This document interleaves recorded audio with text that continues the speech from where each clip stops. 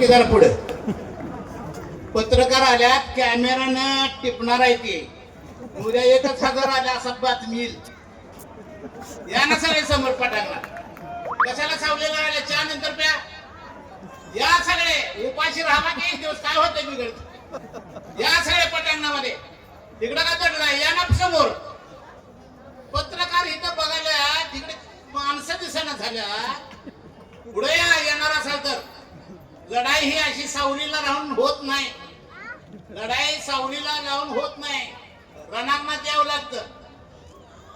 सर्व महापुरुषांना मी वंदन करतो. विचारपीठावर सर्वच प्रतिष्ठित व्यक्ती या विभागाचे आमदार गोरके साहेब कांबळे साहेब त्यांचे सर्व सहकारी आणि माझ्या जमलेल्या बंधू आणि भगिनी बागवे साहेब म्हटले की मांगांना न्याय का मिळत नाही. मी म्हणतो कसा न्याय मिळेल आपल्याला कसा मिळेल. फडणवीस साहेब निर्णय का घेत नाही ते प्रेशर खाली आहे ना आपलं काय प्रेशर आहे. एवढंच 5 मिनिट बोलतो माझं भाषण सांगतो. मराठ्यांचा पक्ष राष्ट्रवादी आहे ते सत्तेत आहे. चमाराचा पक्ष बसप आहे तो सत्तेत आहे का नाही. मुस्लिमाचा पक्ष एमआयएम आहे ते सत्तेत आहेत का नाही.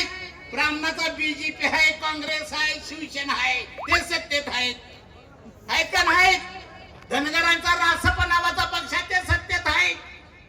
महारांचा आरपी आहे वंचित आहे काटा केलाय त्यांनी. मांगाचा काय आहे मांगाला पक्ष कुठं आहे गोरके साहेब. कधी नाही ती मेळा झालाय आपला. एकत्र बसून एक पक्ष डिक्लेअर करू आणि महाराष्ट्रातल्या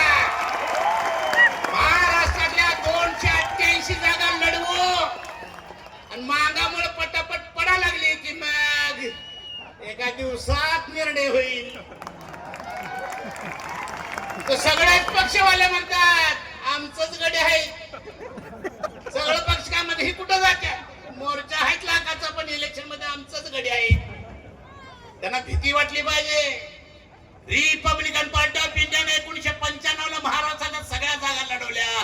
29 जागा काँग्रेसच्या आरपीच्या मतामुळे पटल्या. लोकसभा लागली काँग्रेस आउट झाली युती सरकार आलं. काँग्रेसने 4 खासदारकी दिल्या का नाही. अजून प्रेशर आहे. वंचित आघाड्यांनी काटा केला का नाही. मराठी सुद्धा पाळीला राहिली मला तिकीट पाहिजे म्हणून. आणि ह्या गेल्या 75 वर्षामध्ये हे सगळेच पक्ष म्हणतात मांगा आमची आहे. मांगामुळे पण पडलो पण म्हणत नाही निवडून पण आलो म्हणत. गोरके साहेब 29 तारखेला विजय मेळावा काढू. त्याला का तारीख द्यायला ना तुम्ही. 29 तारखेपर्यंत निर्णय घ्या आणि विजय मेळावा काढू. जर निर्णय झाला तर 288 जागा आणि खासदारकीच्या 88 जागा मागं लढवणार. अरे इंदिरा गांधीच्या काळात 3 लाखानं 2 लाखानं 2.5 लाखाच्या फरकानं माणसं निवडून येत होती. आता 5,000 म्हणजे चिंदी दांडी झाली आणि मांगाचं तेवढं मतदान आहे का नाही. काय डोंगर काय दर्या गडी पडला आमच्यामुळं. गेल्या वेळेस 750 मताने निवडून आला होता. गोरके साहेब महाराष्ट्रातले सगळे आमदार आमच्यामुळेच निवडून येतात आणि आमच्यामुळेच पडतात. सगळे आमदार आमच्यामुळेच निवडून आमच्यामुळेच पडतात. प्रत्येक मतदारसंघामध्ये 25 ते 27 हजार मतदान मांगाचं आहे का नाही. निवडून कशाने आल्यात 1000, 2000, 5000 आमचीच मत आहे. पण आमचा पक्ष नसल्यामुळे आमचा राजकीय बॅनर नसल्यामुळे आमची मोजदाद होत नाही.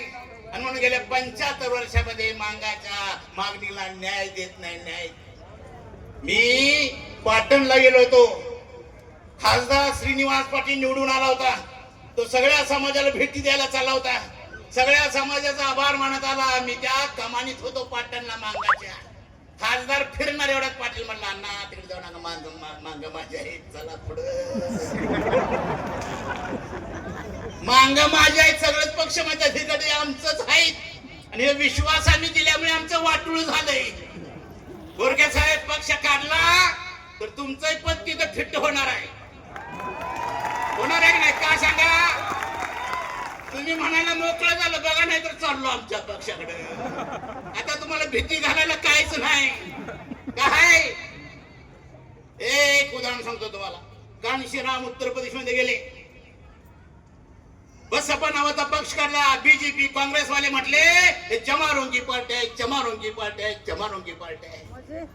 ना कांशीरामने लखनौला सभा घेतली, सांगितलं जर माझा पक्ष चमाराचा आहे तर बीजेपी मध्ये चमारानो, काँग्रेस मध्ये चमारानो. या तुमचं घर झालंय, पक्ष झालाय, सगळे चमार एक झाले. ना कांशीरामनं पान टाकलं. तुझ्या जातीची संख्या किती, तेवढ्या तुला जागा, तुझ्या संख्या तुला तेवढ्या जागा. ती वाटणी आम्ही करू शकतोय. त्यांचा मार्ग आता पॅक झालाय, त्यांचा मार्ग पॅक झालाय.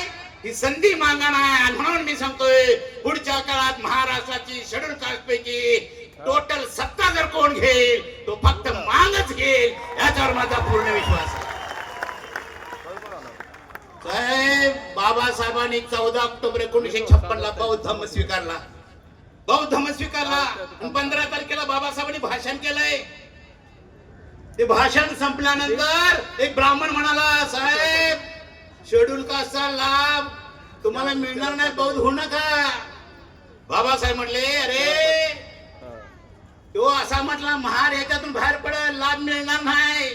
बाबासाहेब म्हटले महार तू होऊन घे की लाभ. म्हटला तू माझी लढाई लाभाची नाही, माझी लढाई अस्तित्वाची आहे, माझी लढाई अस्मितेची आहे, माझी लढाई स्वाभिमानाची आहे. मी त्यांना सांगतोय तुमची लढाई लाभाचीच आहे आणि आमची लढाई लाभाचीच आहे. आम्हाला लाभ मिळाला म्हणून आम्ही लढतोय आणि तुमचा लोण्याचा गोळा कमी होतोय म्हणून तुम्ही लढताय. फरक काय नाही, लाभाची लढाई की अस्तित्वाची लढाई कोण लढत नाही. आणि खरं सांगतो लढलीच अस्तित्वाची लढाई बाबासाहेबांच्या विचारानं तर पुढच्या काळामध्ये मांगच लढेल, ह्याच्यामध्ये माझ्या मनामध्ये विश्वास नाही. ती लढाई पुन्हा मी गोरखे साहेबांना, कांबळे साहेबांना सांगतो, तुमचं पद तिथं फिट समाज कल्याण मंत्री पाहिजे असेल तर पक्ष काढतो आम्ही आणि घोषणा करतो की आम्ही पण 288 लढणार म्हणतो तर आम्ही. जोगेंद्र कवाडे काय म्हणतोय 50 जागा पाहिजेत, मध्ये आठवडे काय म्हणतोय 150 जागा पाहिजेत. म्हणतात कारण नाही, आम्हाला म्हणायला काय साधन आहे का? आणि हे साधन मिळायचं असेल तर मी माझ्या पक्षाचा प्रचार करायला नाही. मी प्राध्यापक Sukumar Kamble, Democratic Party of India हा पक्ष मांगाच्या बेसवर काढलाय आणि त्याचा राज्याचा अध्यक्ष मी अजिंक्य भैया चांदणेला केलाय. कोणाला तरी शिवाजी म्हणूया की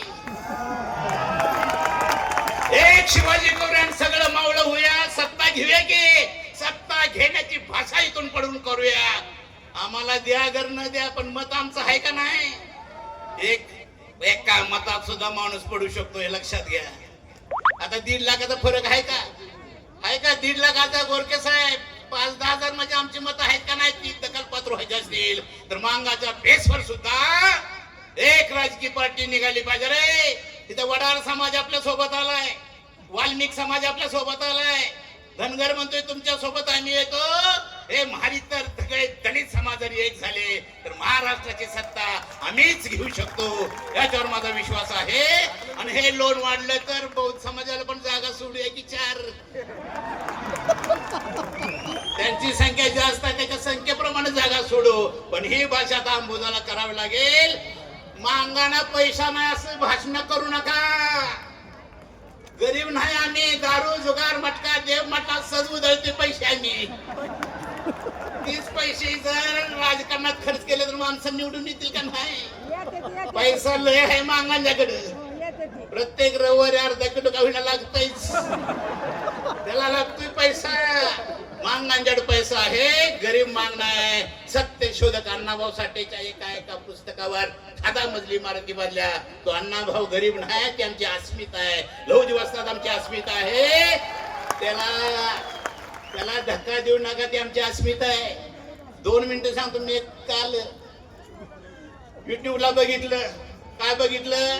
सुकुमार कांबळेची पिवळी होणार म्हटला. तो गायक लेखा तुझी पिवळी व्हायची वेळ आली आता. सुकुमार कांबळेची मांगाची पिवळी नाही होणार. हा महाराष्ट्र पिवळे केल्याशिवाय राहणार नाही. एवढं बोलतो माझे लांबलेन वाचन करतो. जय भीम जय बंद जय.